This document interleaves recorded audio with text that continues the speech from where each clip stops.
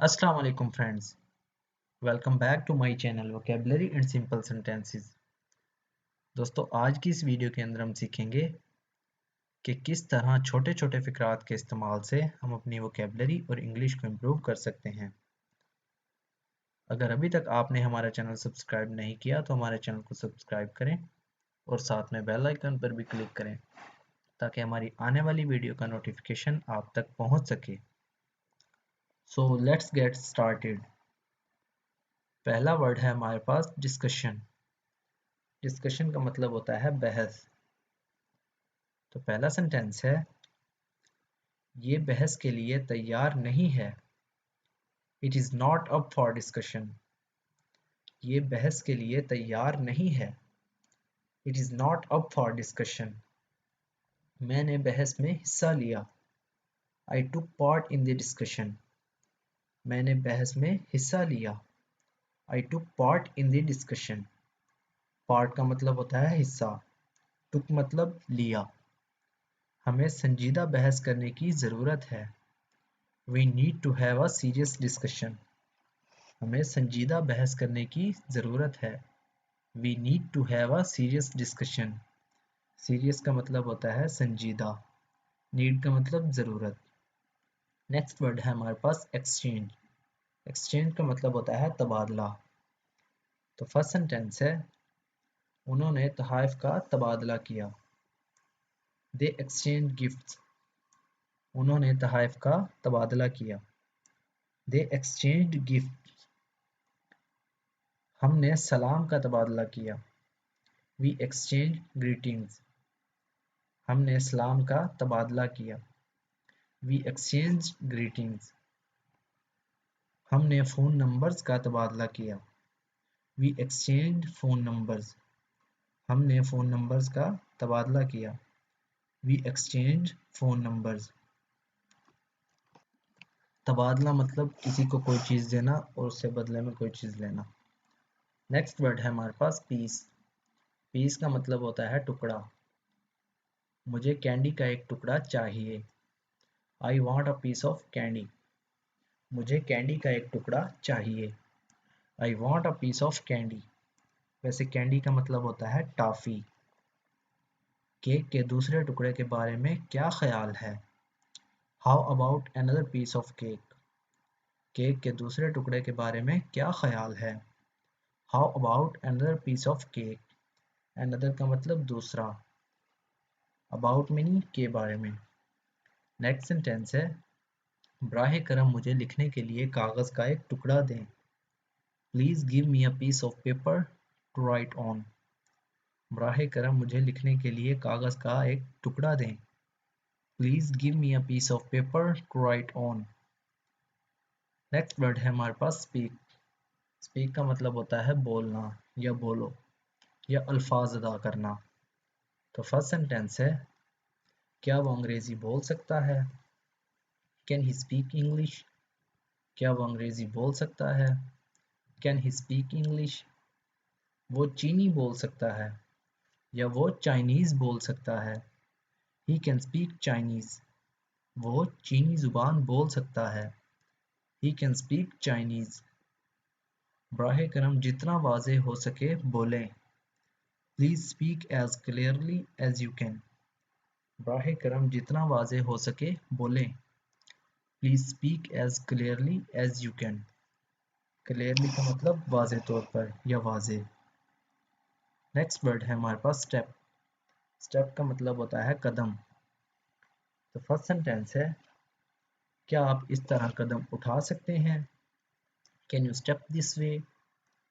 क्या आप इस तरह कदम उठा सकते हैं? Can you step this way? आइए अंदर कदम रखें। Let's step inside. आइए अंदर कदम रखें। Let's step inside. इनसाइड का मतलब होता है अंदर या अंदर की जानिब। नेक्स्ट सेंटेंस है, मोहतात रहें जहां आप कदम रखें। Be careful where you step. मोहतात रहें जहां आप कदम रखें। Be careful where you step. Next word है हमारे पास ऑब्वियस। ऑब्वियस का मतलब होता है जाहिर है या वाज़ेह है। तो फर्स्ट सेंटेंस है, जाहिर है कि वो बीमार है। It is obvious that she is sick. जाहिर है कि वो बीमार है। It is obvious that she is sick. जाहिर है कि वो हक पर है। It is obvious that he is right.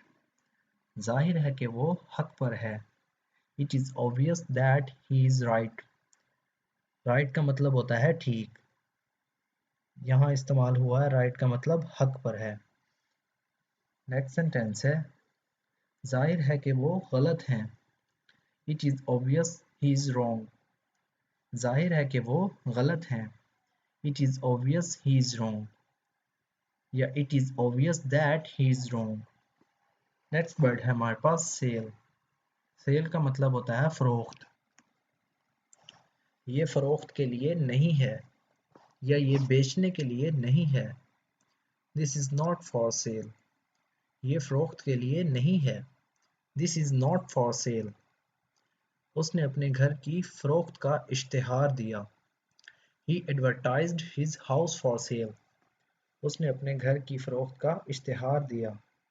He advertised his house for sale. Advertise का मतलब होता है तशहीर करना। नेक्स्ट सेंटेंस है क्या ये कैमरा फरोख्त के लिए है। Is this camera for sale? क्या ये कैमरा फरोख्त के लिए है। Is this camera for sale? Next word है हमारे पास मशीन। मशीन का मतलब होता है आला। मशीन मीनिंग जो हमारे काम को आसान करती है। मैं ये मशीन इस्तेमाल नहीं कर सकता। I cannot use this machine. मैं ये मशीन इस्तेमाल नहीं कर सकता। I cannot use this machine. ये मशीन किसने इजाद की। Who invented this machine? ये मशीन किसने इजाद की। Who invented this machine? Invent का मतलब होता है इजाद करना। मशीन को तेल लगाने की ज़रूरत है। The machine needs oiling. Machine को तेल लगाने की ज़रूरत है। The machine needs oiling. Need का मतलब होता है ज़रूरत। नेक्स्ट वर्ड है हमारे पास वेट। वेट का मतलब होता है वज़न। तो फर्स्ट सेंटेंस है उसका वज़न कम हो गया है। She has lost weight. उसका वज़न कम हो गया है। She has lost weight. मैं अपने वज़न से परेशान हूँ। I am worried about my weight. मैं अपने वज़न से परेशान हूँ। I am worried about my weight. उनकी राय में वज़न है।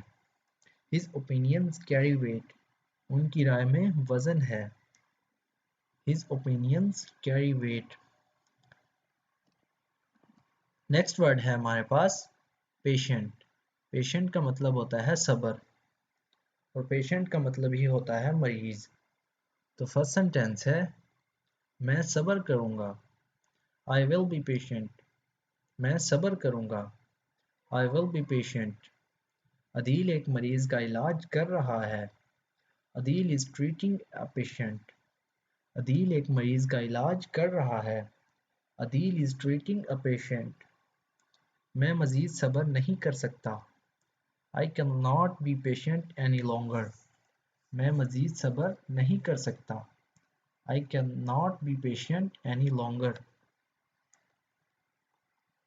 दोस्तों अगर वीडियो अच्छी लगी तो वीडियो को लाइक और शेयर ज़रूर करें और इस तरह छोटे छोटे फ़िक्रात के इस्तेमाल से रोज़ाना इंग्लिश सीखने के लिए हमारे चैनल को सब्सक्राइब करना ना भूलें। Thank you.